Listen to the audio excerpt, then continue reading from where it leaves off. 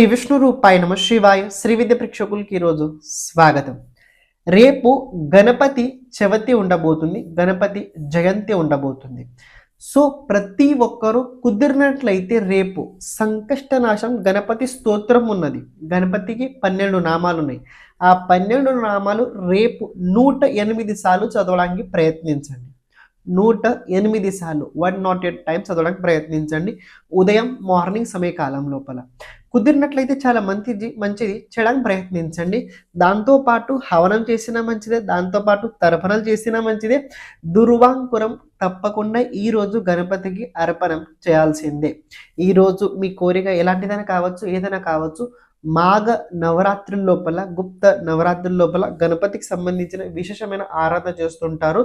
So రేపటి రోజు ఏదైతే సమయం ఉందో చాలా అద్భుతం మహిమాన్విత రోజు ఉండబోతుంది. సో ప్రతి ఒక్కరూ ఈ రోజు మీ పేరు పైన గణపతి అర్చనను చేయించుకోండి. ఇంట్లో మీరైనా ఈ స్తోత్రాన్ని తప్పకుండా పఠనం చేయాల్సిందే. గణపతికి సంబంధించిన ఆరాధన ప్రతి ఇంట్లో జరుగుతూ ఉండాల్సిందే. శ్రీమాత్రే నమః.